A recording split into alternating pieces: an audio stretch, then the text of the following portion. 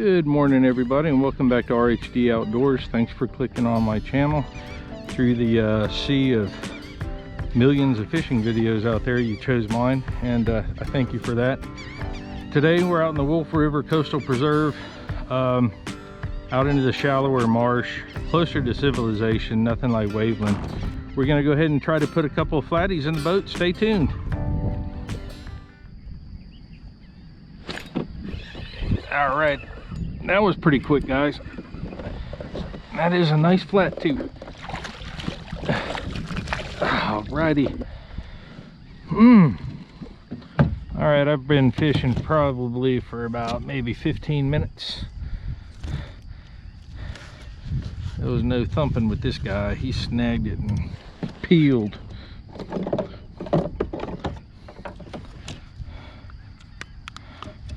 Grippered on him. Good hook set too. He wasn't coming off of there.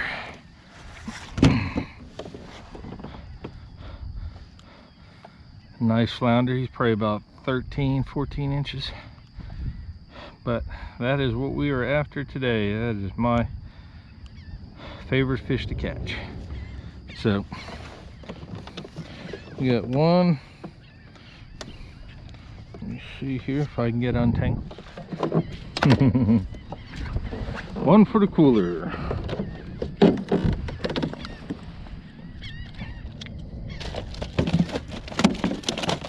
Nice. I think I just got thumped. Yep, there he is. Right next to the boat, everybody. Right next to the boat.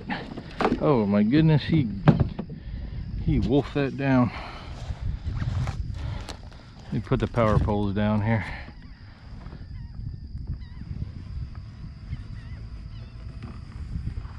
That way we won't drift anymore. Man, he wanted that. He wanted that. All my hits have been coming pretty close to the boat, like maybe 5 feet out from the front of the boat.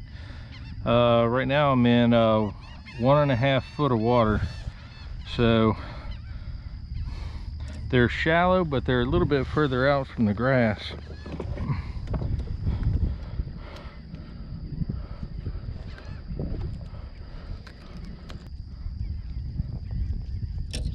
There we go. Put them on the law stick. I'm saying about 13.5 maybe.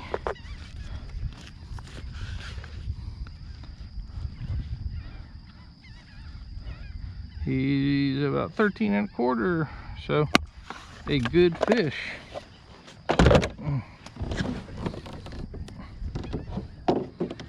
Alright, in there with you, buddy. Awesome. There he is.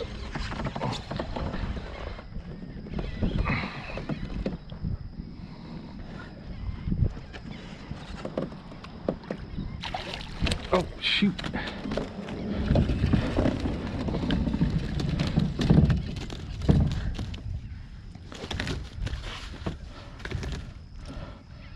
Alrighty, fella. I'm saying this guy. See, y'all, this is one reason why I know my jig head's beat up at the top from me grabbing it with the pliers. But do you see how that fish got hooked? That hook went straight through the bone of his jaw, which is one of the reasons why when you're flounder fishing, you want a super sharp hook, because these fish are awesome at throwing lures. And the most critical part is when they come up to the top, they will shake that head violently and they'll fling your lure before you know what happened. They are experts at that. I'm thinking this one's probably going to go about 13. He might have went 13. Oh my goodness. Well, the hook got him to the boat. Oh my goodness. Excellent thump. Excellent thump. Oh.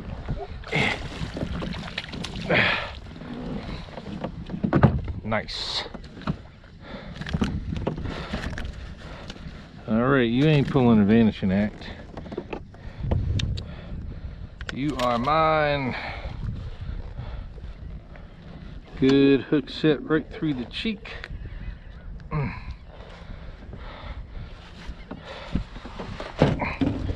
This one here looks like he's gonna be about 14.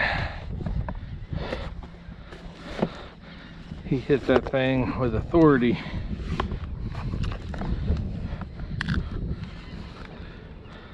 Up 13 and a half. He's good.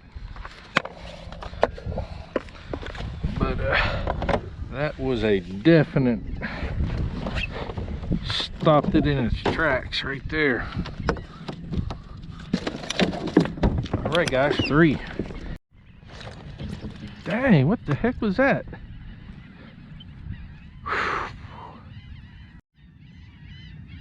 Nice thump. There he goes. This one here got some butt to him.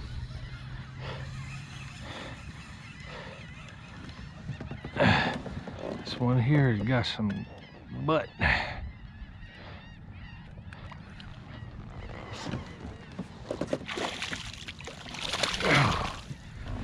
Yes, sir. Yes, sir.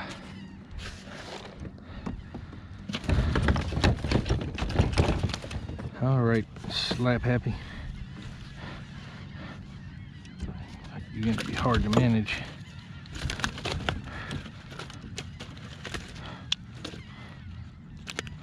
Gotcha. I ain't sticking my fingers down in there. Good job for the pliers.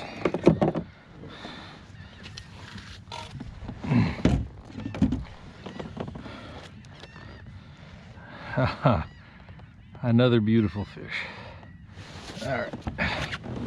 Get him in there with the others.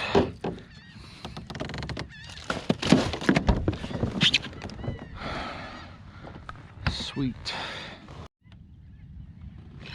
There he is.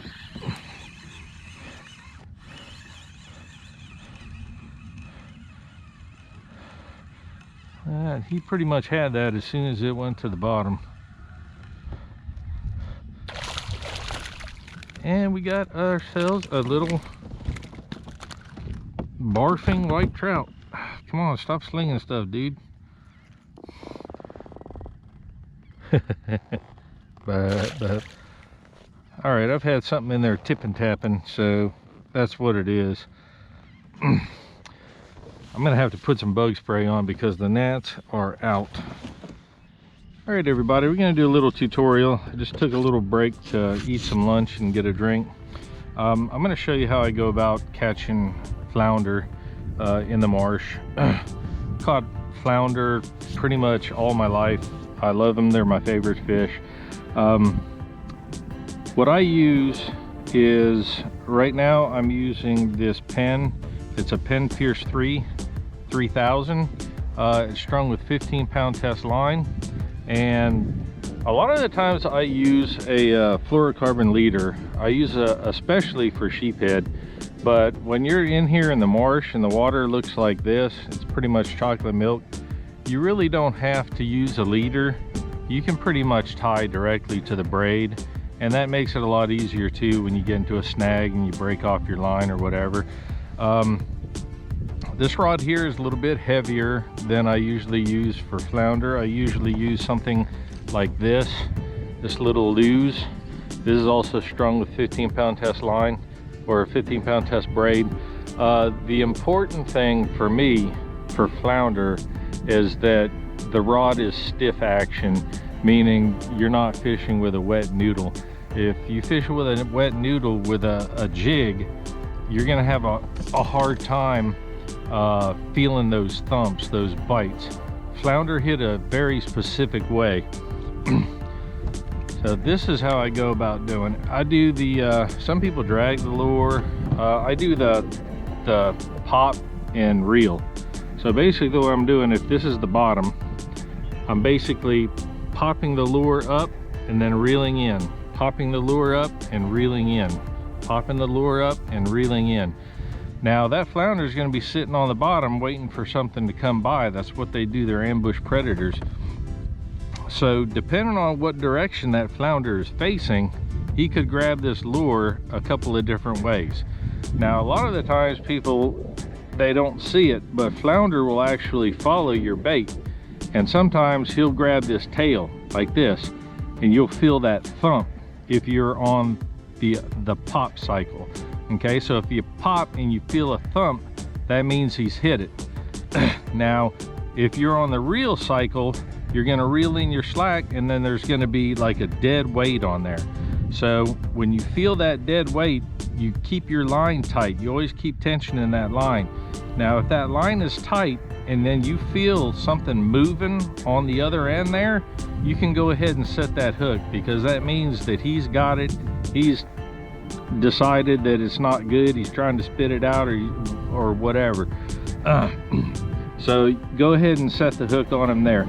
A lot of the times when they grab a lure, they'll grab it like here and they'll just hold it, or they'll grab it like on the side and they'll just hold it. So a lot of the times too, when you feel the thump, you want to give them a little while to actually decide that it's good to eat. Bring it all the way into his mouth, and then you can set the hook on him. What I like to use is this is a golden eye jig. You can't tell because it doesn't have any eyes left, because I grabbed them with the pliers. But these things have got really sharp hooks, and I really like them for that fact. I've tried those little red jig heads from Walmart. Really not the best, because the hook distance between the body of the bait and the top of the hook is not enough. You want a nice good distance between that right there.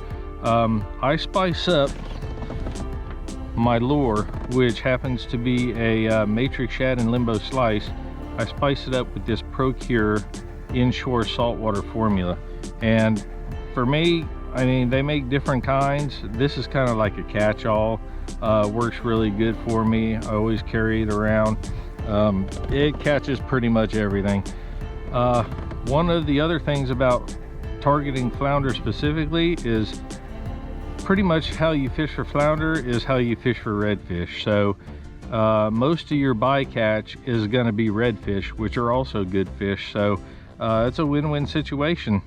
So let's go ahead and pull up the power poles and see if we can catch some more.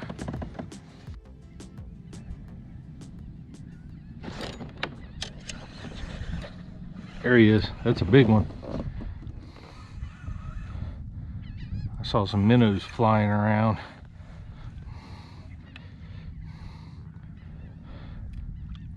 Oh yeah. Oh, just in time, guys. Just in time. He threw that lure. Let me make sure my GoPro's clean here. Got a little water spot. Let me clear it out.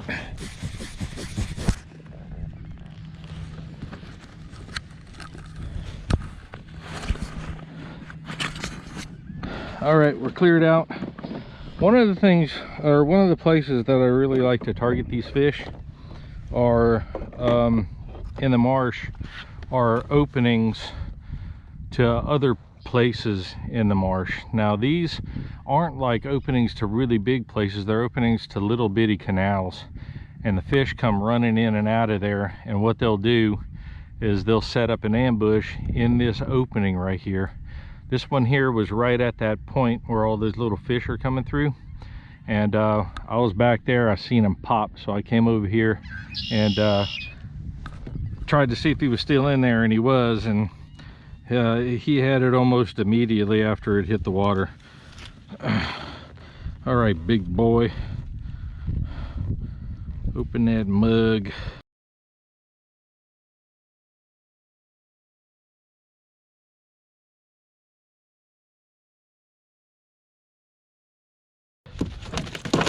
No, no, no, no, no, no, no, no, no, don't do that.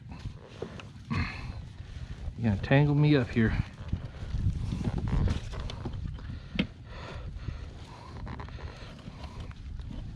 This one here got me on the reel cycle, so I popped it and then I reeled in the slack from the pop, and there was just a dead weight on the other end. Now when you feel that dead weight on the other end, you just give it a couple of seconds, because like I said, you might feel him like yanking and struggling on it because he's trying to swallow it or he's trying to spit it out, but there's a hook in his mouth. So what you can do is, if you feel that dead weight, just start pulling it towards you. And if you can pull it like maybe 10 inches or so like that, then go ahead and set the hook, because more than likely that's going to be a flounder or it's going to be a crab.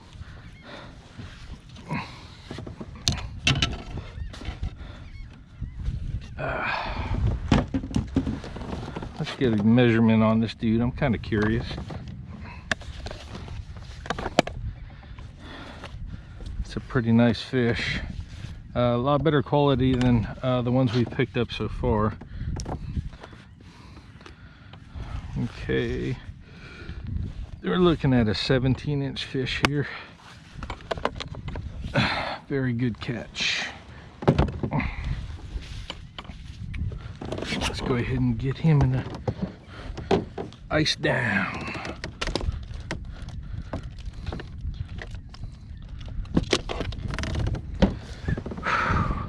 Fantastic. See that bait ball, guys? That's what that flounder I just caught was underneath. He was waiting for that ball to get on top of him, and he was coming through the middle of that and grabbing a mouthful of them little minnows. So he gave himself away. All right, everybody, that's gonna be about it for us. Pretty much come full circle. I'm back where I started. The flounder have stopped biting. I hope you enjoyed the video and find some of the information that I put out in the video useful. Again, it's not a definitive guide to fishing for flounder. It's just how I do it. So if you like the video, you like the content, please give it a thumbs up, share the video, and if you're not already a subscriber, please consider subscribing. It helps my channel grow and I put out more videos. So with that, we're gonna head back to the dock, and until next time, we'll see you on the water.